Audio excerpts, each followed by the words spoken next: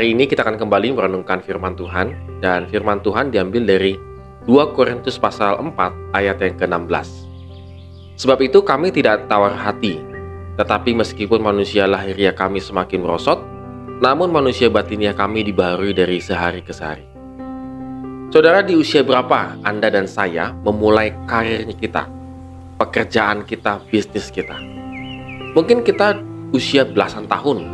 Kalau kita mungkin mendengar dari tokoh-tokoh dunia yang sukses, mereka memulai karirnya, bisnisnya itu di usia belasan tahun, bahkan usia 20-an. Dan akhirnya pada usia senja, mereka menikmati kehidupannya. Tetapi saudara sekalian, berbeda dengan satu aktor dari negeri Cina, yaitu Wang Desun. Puncak karirnya dia itu di usia 80 tahun, yaitu menjadi seorang model. Dan dia menjadi model di China Fashion Week pada tahun 2015. Pada saat itu boleh dikatakan dunia menjadi gempar karena ketika dia berjalan di catwalk tidak menunjukkan dia orang yang sudah berusia 80 tahun, saudara. Gayanya, jalannya dan lain sebagainya seperti anak muda yang memakai rambut putih dan jenggot putih. Tetapi sebenarnya kalau kita dilihat usianya sudah 80 tahun. Jadi Wang Desun cukup aneh, saudara sekalian, karena dia memulai karirnya dia di usia yang sudah senja. Sudah ketika usia 60-an, 70, bahkan puncaknya di 80 tahun. Kita semua mungkin tidak akan seperti Wang Desun, saudara sekalian. Tetapi boleh dikatakan cukup unik, karena dia berhasil mengolah hidupnya walaupun tanda petik dunia mengatakan sudah terlambat, tetapi bagi Wang Desun, dia selalu mengatakan tidak ada kata terlambat untuk memulai sesuatu. Saudara, mungkin demikian juga dengan Paulus, saudara.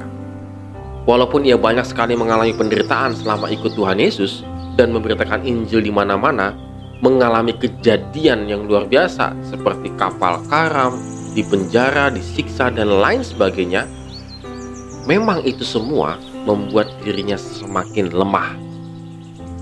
Namun ada yang berbeda yang dialami oleh Paulus, yaitu dikatakan bahwa manusia batiniah dia, kerohaniannya dia semakin bersinar, bukan semakin meredup. Saudara, mengapa hal ini terjadi dalam kehidupan Paulus?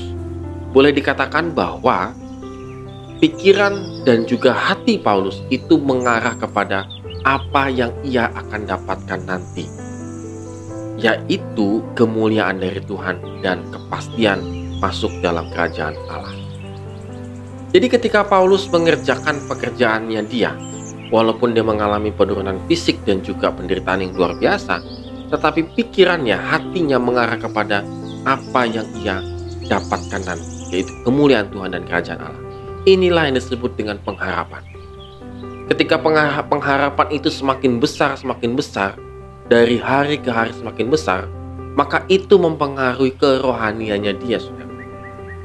Sehingga ketika dia mengalami penderitaan dan kelemahan fisik, Paulus tidak mengeluh. Paulus tidak pernah mengatakan, aku capek di penjara. Dia tidak pernah mengatakan, aku berhenti memberitakan Injil karena sudah capek disiksa. Tidak pernah, saudara, dia mengatakan demikian.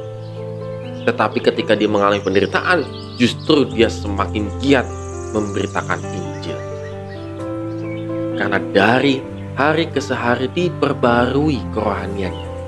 Dia menemukan mutiara-mutiara kerohanian dari sehari ke sehari. Saudara sekalian, bagaimana dengan kita? Apakah day by day, dari sehari ke sehari kita menemukan satu mutiara kerohanian? Atau kita tidak menemukan apa-apa? Apakah semakin kita bertambah usia membuat kita semakin bijaksana? Membuat kita semakin bisa menahan emosi? Membuat kita semakin bisa mengampuni dengan mudah? Atau membuat kita semakin peka terhadap dosa? Jadi saudara, kalau usia kita semakin bertambah tetapi kerohanian kita semakin meredup, maka saya rasa kita membutuhkan Injil, saudara. Karena kekristenan itu semakin bertambah, bukan semakin menurun. Semakin bersinar, bukan semakin meredup. Oleh karena itu, saudara sekalian, mari kita renungkan firman Tuhan pada hari ini. Biarlah kiranya firman Tuhan ini menjadi pengharapan dan kekuatan dalam kehidupan kita. Amin. Tuhan Yesus memberkati kita semua.